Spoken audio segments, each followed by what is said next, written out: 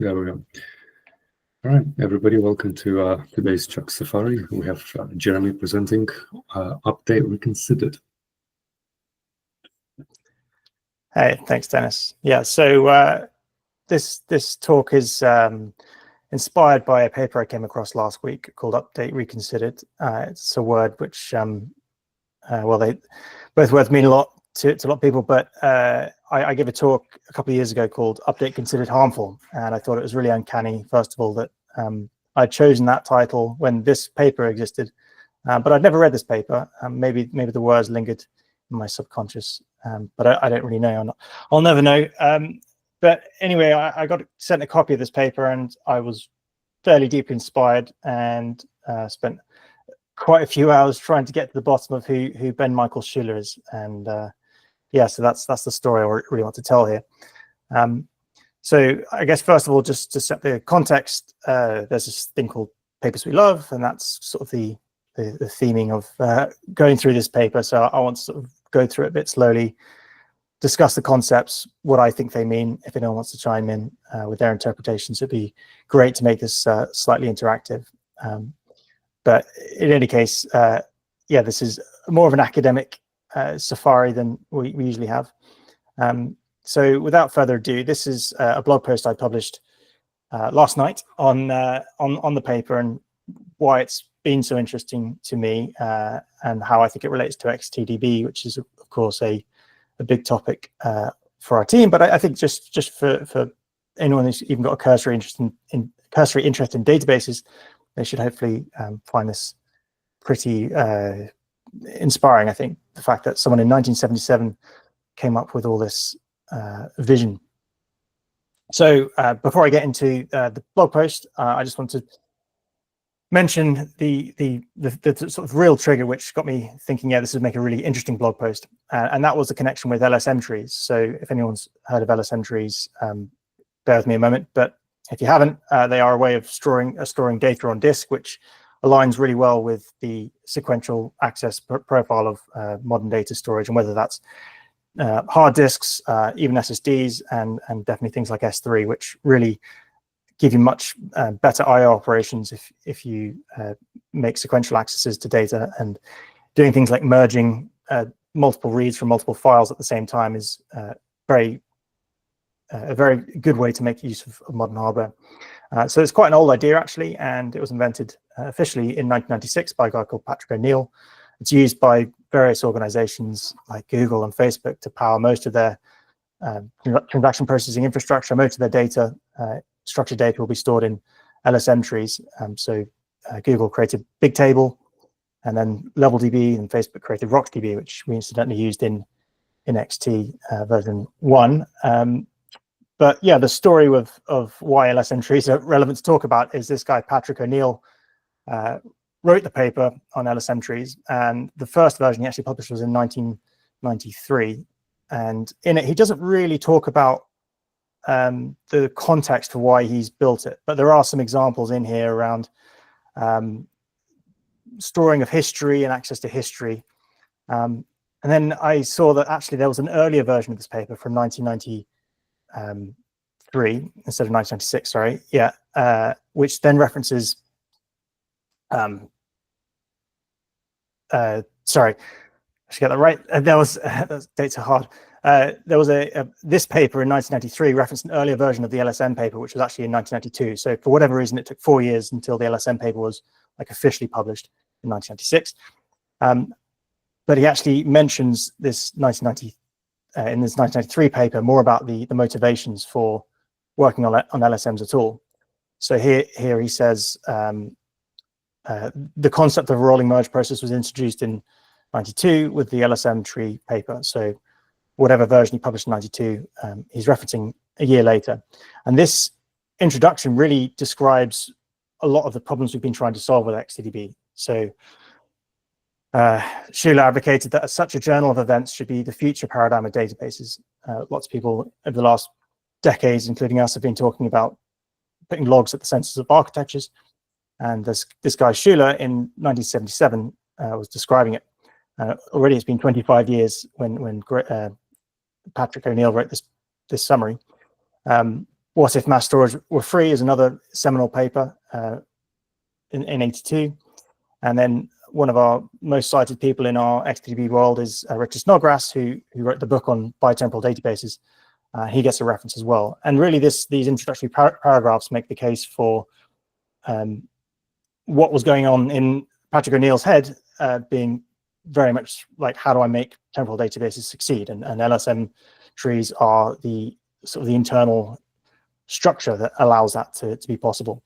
And yeah, despite having worked in this area for a number of years, I hadn't looked at this paper and I hadn't studied this as a connection.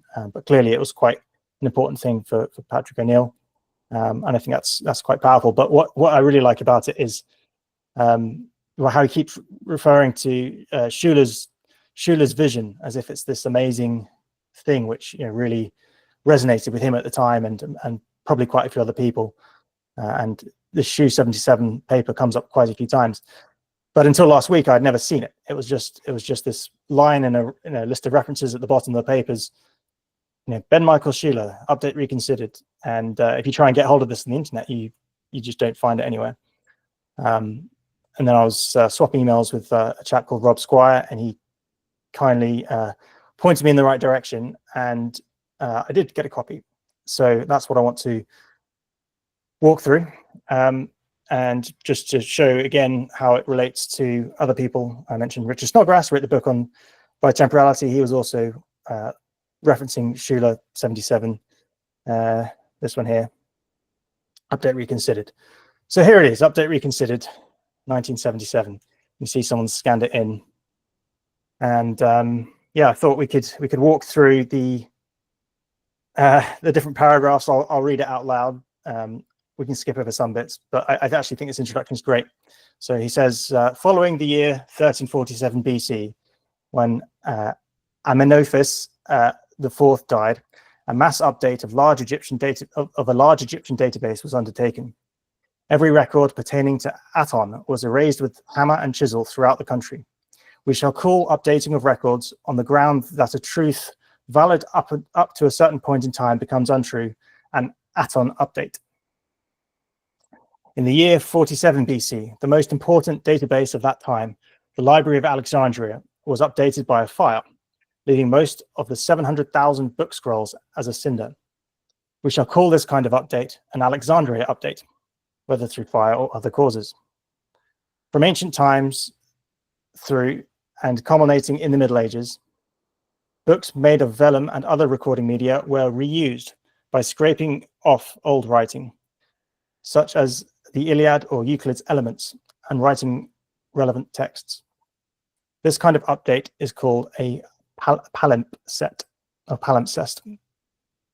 With the growth of commerce and trade, bookkeeping delivered as an aid to tax collectors, and revenue officers. It became customary to have a subroutine called whenever an update process was detected to chop off the right hand of the responsible merchant. The invention of the manual card file provided an auxiliary working tool for managing complex data structures, but the original record of events was still kept in journals. New information related to a certain entity was appended to the bottom of the history of that entity on the respective card. The introduction of punch cards changed the situation drastically. Updating a file was easily accomplished by replacing cards. Nobody seemed to care much. The magnetic tape was the first and only Aton update-free recording medium. It was designed to be used as a palimpsest, and Alexandria updates occurred more frequently than anybody will admit.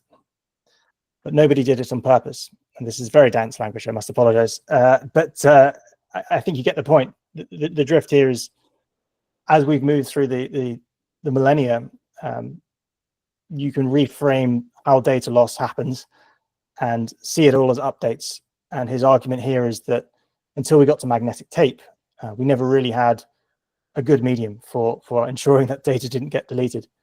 And obviously you can still lose magnetic tape and have this Alexandria update, but it was always assumed that things weren't indelible.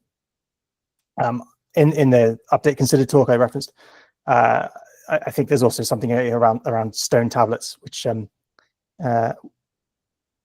well, yeah, I mean, I don't know if they would have erased stone tablets, but Atom was a Greek or an Egyptian god who they made extra effort to erase. But anyway, I won't go through this point again, but yeah, certainly a humorous way to open a paper. Right, so then to the meat of it, and I want to go to my version so I can see the commentary I put around it. Actually, just before I get to that, the LSM tree, this graph showing cost per access over time is quite powerful. I think it shows nicely the importance of LSM trees versus the common B trees, which have been used in databases since the beginning, basically. So the idea is an LSM tree just makes it cheaper to have lots and lots of data written that doesn't need to be accessed immediately. Anyway, let's scroll down. So yeah, the title information continuum is used to explain this idea that in all databases you have the things that you think are in the database, and then the things you actually want from the database, that what you hope to have had stored and what you hope to be retrieved correctly. So we have the stored set, which is whatever happens to be there at the time, and the relevant set, which is the information you're actually looking for. And there's always some element of noise in the system, both in the real world and in the stored set. And his argument here is that these intersecting circles, this Venn diagram, is always applicable in every situation, and every time you store information in a computer or on paper, or anytime you try and write down a representation of reality, you're fighting the intersection of these three things. And he gives them very explicit names. He talks about entry lag, he talks about obsolescence, and he talks about errors as the three places where these circles aren't overlapping. And obviously you don't want noise to overlap the other two, but yeah. So I think that's quite an interesting articulation, and until last week I hadn't seen anyone present this before. Maybe it's in I know other writings on relational systems. Obviously a lot of that is talking about set theory, but for me this was very interesting. And as coming at it from the bitemporal angle, it's really important, because the whole reason for bitemporality is that you have this sort of observation time, the valid time of the information, when it was seen to be true, and then you have the time that information arrives in the local database, the system time versus the valid time. And so entry lag is basically valid time minus system time. It's what delay was it getting into the system? So that's like a key use case of bitemporality. The idea of obsolescence is also that you might have something in the stored set that is no longer relevant, and you need to be able to represent that and track that. And so in the bitemporal model, we have this ability to remove stuff without having to actually lose it, and we can track the fact that it's being removed or that it's been added. And then we can also represent errors in the bitemporal model. We always talk about corrections, and corrections are a big area of complexity that we deal with and we take care of. So XTDB has the ability to go back in valid time and not just make assertions about the past, but sort of override bits of the timeline that are wrong. And so we have this sort of first-class representation of errors. So this, immediately when I saw this, I was like, this is a really important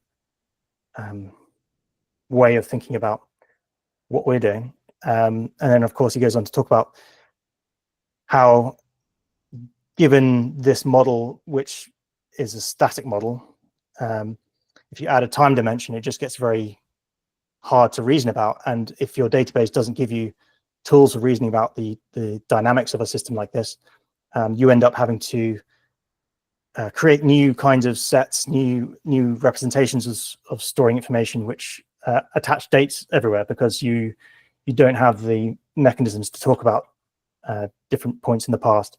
So he gives examples of hiring date and promotion date, and anyone that's worked with relational databases will have created many date columns.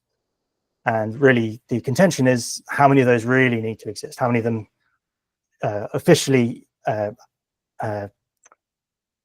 utility in their own right. Like some dates are attributes of data, others can be stored in the system as a more first-class representation, and that's what we have with the bitemporal model.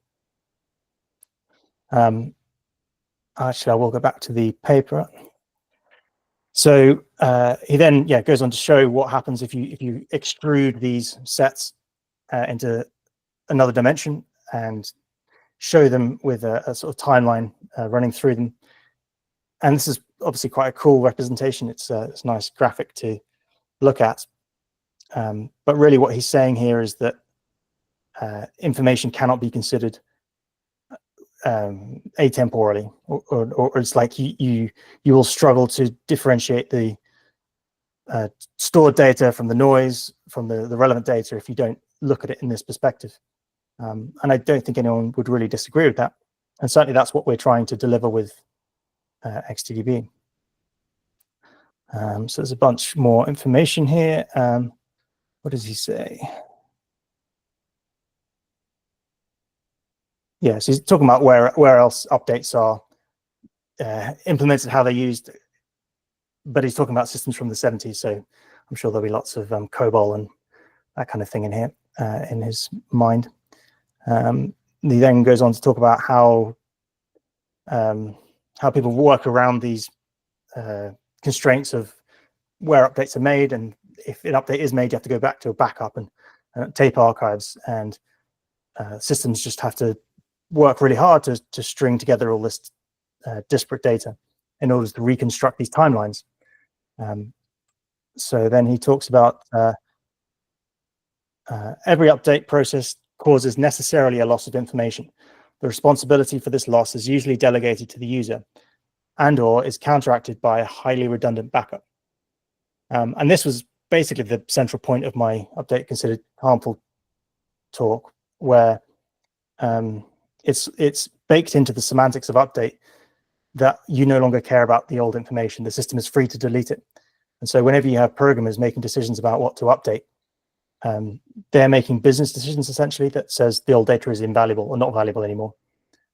Whereas it would be better for everyone if the developers weren't in charge of that, and the responsibility for the retention was enforced by the database and could be controlled by business users who actually value that data and understand how important it is to keep around or not.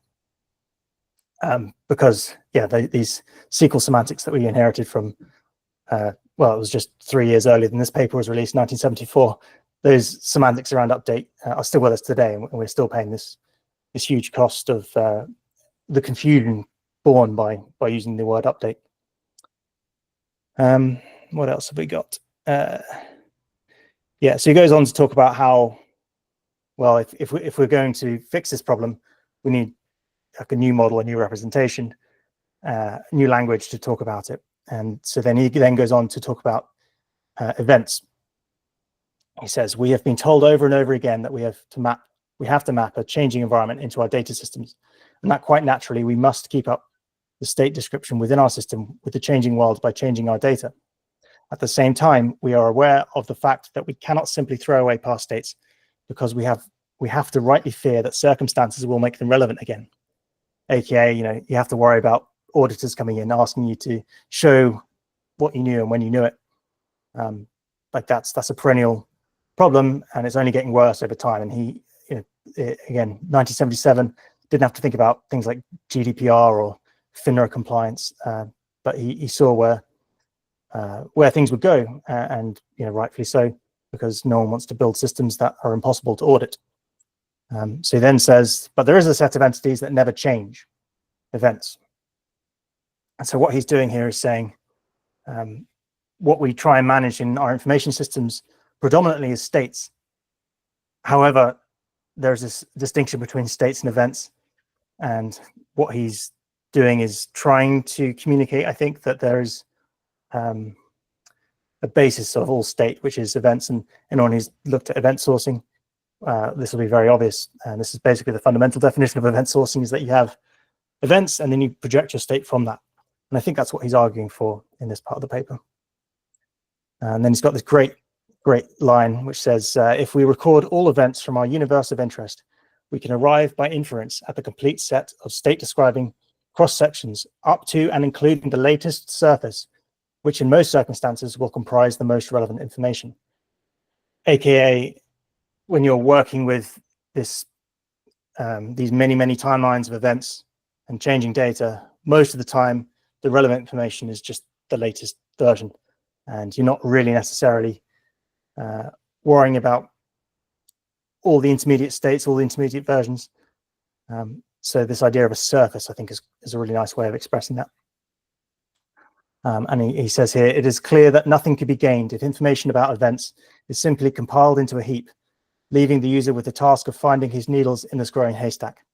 And we've seen this. We have projects right now working with Kafka topics where there's just huge numbers of events from all different sources.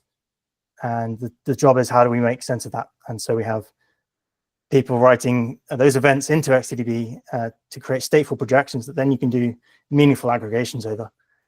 You look at systems like Rama or the event store by Greg Young. Like, all of these engines put events at the center, but then you need to have this management of those events, these projections managed, so that you can actually query them. And actually, what's interesting is this paper doesn't really talk about querying at all. There's no descriptions of the relational model, even though that was already 7 years old at this point. Because I think what he's saying here is orthogonal to the actual data modeling itself. And actually, he says this right here. He says the surface can be featured after any data model whatsoever. It's not tied to any particular representation. And you've got some examples of how you can think about a record changing over time, and it's a recording of events. So in XTDB, we've often talked about entity history as being the way of describing the timeline of changes.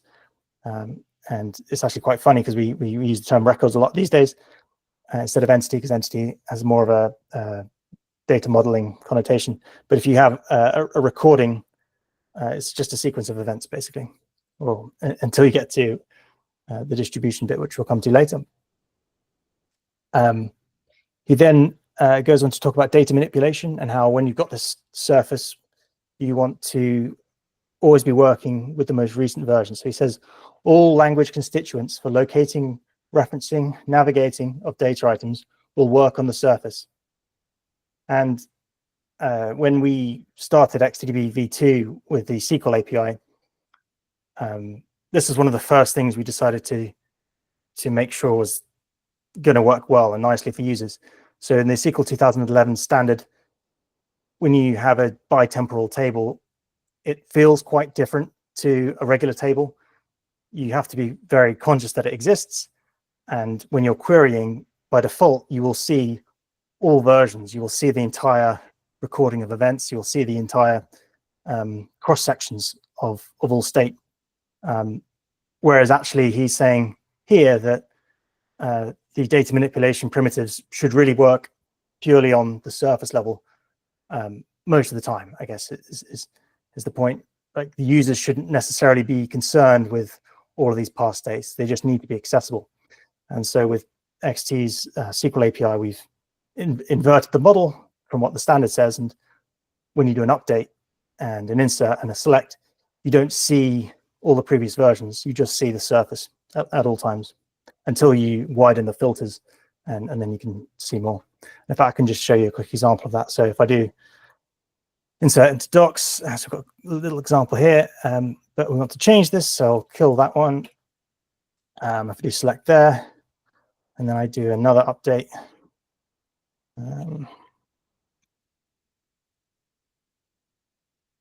So I'll just do also one box.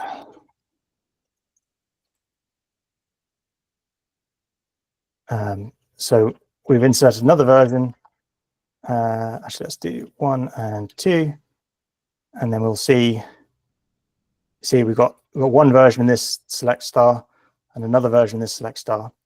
And then if we want to see all versions, we do for all valid time. And we see both versions. And so his contention is that we should really only be seeing the surface, as in select star from docs is the surface. Anyway, so that's how XT works. Right, let's continue. He goes on to talk about the benefits of this model or way of thinking about things. A natural one is the reduced need for backups. So the volume of backup file generations can be kept low. There is no need for multiple storage of unchanged data. And this is actually a big problem in anyone that's tried to do reporting on mutable databases. Usually reaches for snapshot tools, which can roll back databases to particular times or checkpoints. And if they do need to recover data, you probably have like daily backups going, just so you can quickly get back to a known good state. And if you're doing this with a database that's continually mutating, you're probably doing this at quite a low level of sophistication. So you're snapshotting entire disk volumes. And therefore, once you've got lots and lots of daily snapshots with entire disk volumes, where lots of the data hasn't necessarily changed, but some of it has, and the database isn't aware of, the database itself isn't aware of all these snapshots, you're sort of basically relying on maybe like an object store compression scheme or something like that to do any kind of deduplication. Like if you're using a file system like ZFS, it can do a fairly good job at this kind of thing. But broadly speaking, wouldn't it be nice if you had a data model that actually meant that you just didn't need to keep that many backups, because all the data is always in the database. You don't need to worry about data that's just been deleted and no longer being accessible. And so that's what he's arguing for here. He is talking, I don't really know what time remote access is possible. So he says time remote access is possible without activation of special procedures. I haven't decoded that yet, but if anyone has a suggestion, I'll be glad to understand. Auditing, of course, is the big one. This is a good one. So validation processes. A lot of people remove foreign key constraints on SQL databases because of performance. And here he's arguing that, well, it's probably a good idea for these sorts of things to be optional anyway. And so if you are able to separate your reads from your writes, or your writes from your reads, you can defer validation. If you put events at the center of the system, you can enforce things like integrity or schema constraints in like a more staggered way, asynchronous way. And this is, again, very reflective of the principles we've built into XT by pure coincidence. He talks a little bit about geodistribution. Here he's describing having like a primary and read replica, which is fairly self-evident. But he is fairly, like, there's not a lot of detail in this paper, like in terms of how this actually works. These are more like properties of the system, but it does reflect a lot of why people are interested in things like CRDTs, these are the commutative replicated data types. And he's saying if you record events, you should be able to merge them. There are exceptions to that, and he goes on to sort of give this example over here of needing to figure out the interleaving of events. And obviously this looks a lot like Git semantics. So I think there's a good argument that he probably could have thought about applying this to source code back in 1977 and ended up with something that looks a lot like Git. Oh yeah, on the left here, he's talking about information can leave the living system by migrating down to lower storage hierarchies.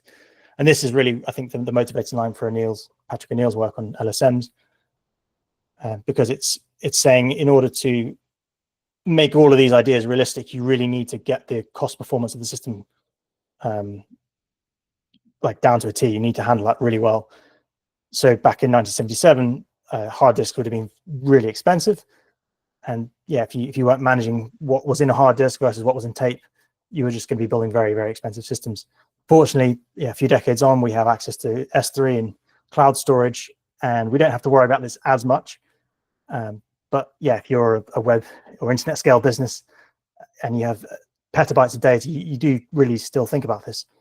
And certainly as a database XTDB, which separates storage and compute, we put a lot of emphasis on the low cost of object storage, and we're able to benefit from things like S3's storage tiering in the background, which is really fulfilling this vision of making history inexpensive where possible. And what I really like also about this diagram on the page is that you see this inflection, which says that there's this point where very recent information actually becomes very expensive to get, because you're fighting the speed of light and serialization costs and other things to get the most accurate, up-to-date information. If you want to retrieve, like, what is the state now? And then after a few seconds, information can propagate all over the world, and then it becomes very cheap. But then as it gets into colder and colder storage, you're having to decompress it and pull it out from tape drives and things, and so the retrieval costs go up. So I really like that graph, and I think it holds. It still is a very accurate description. Schuler also talks about worm or write-only memory devices, or I don't know what DA stands for there. Write once DA device, data access device. But yeah, there's a lot of implications in all these words, and it's just amazing because it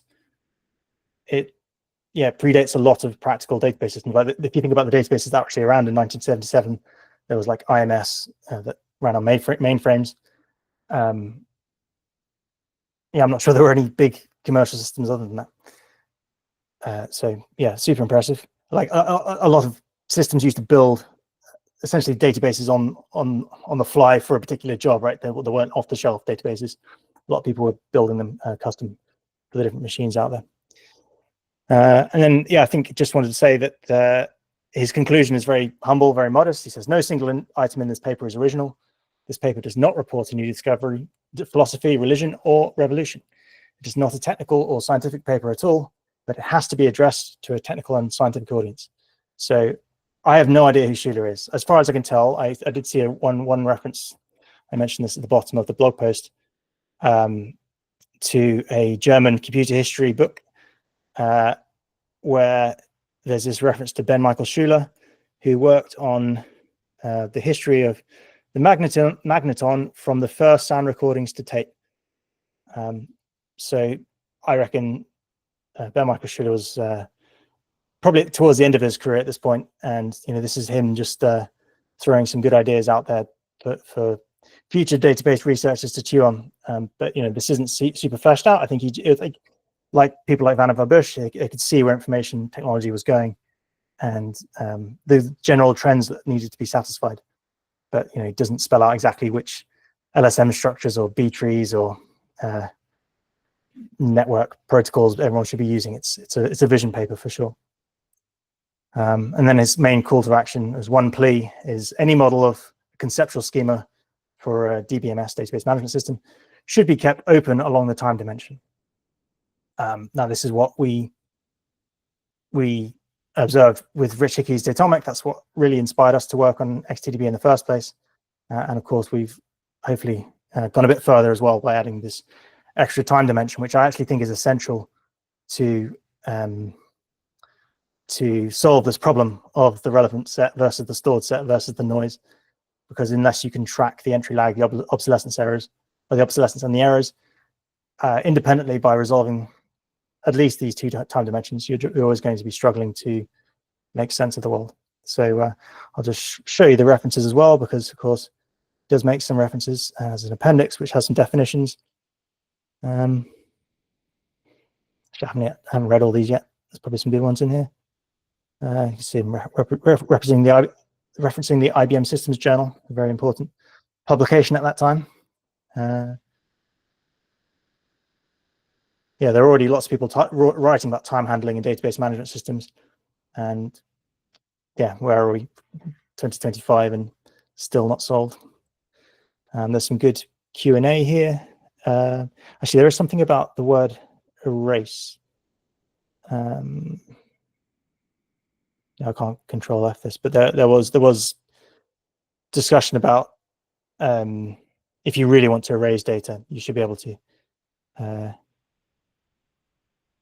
Yeah, actually, I suppose it's this first one, actually. You would have to provide a deleting facility because you can be told to erase records. Your management or government can tell you to do it, or you can be forced by law to destroy records after some predetermined period. How can you do it in a system without the concept of delete? This question gives me an opportunity to point out that one of the objectives of this approach is to remove these facilities from the end user, aka the application programmer for most SQL databases. Deletion is deferred to a higher administrative level. such as a 6-year retention limit for old customer data, etc. But yeah, it's great that the word erase is used, because that's what we have in XT as well. So we can do erase from docs, and then try and access all the docs and see that they're gone. So, and this is distinct from the other thing. What was it? Sorry, from delete, right? So we could do delete. So if I do a delete from, if I do delete from docs, delete from docs first, and then show you this. What have I done wrong there? Oh, docs. Thanks, James. Yeah, so we can see that, and if I change that to erase, hopefully, fingers crossed, nothing. So statement succeeded, but there was no results basically, because erase is actually deleting it, whereas delete merely removes it from the current surface, or if you delete for all valid time, it's deleting it across all the cross sections. Hopefully that makes sense. All right, I think that's it, and on to the next paper in the journal, which we won't go through because I don't have it. It does sound good. The problem of cooperation between different DBMSs. Again, another unsolved problem. Yeah, so that's my brief tour. I will just check to see if there's anything else I definitely wanted to cover. No, I think I've covered it all. So yeah, thanks for listening. We'd be very glad to hear what people's thoughts are. What's your feeling? Obviously, James, you're on the phone. It'd be great to hear your thoughts. Yeah. First of all, I think it's a great find. I say that a largely forgotten, I suspect, paper from so long ago. And yeah, to have it overlap so much with what we believe to be the underlying essence of XT, and to be fair, Datomic before it, is really interesting to see. Yeah, great. And I know you're in the middle of writing several blog posts about our own LSM implementation. So I guess I'll tell everyone to go check that out when that's ready.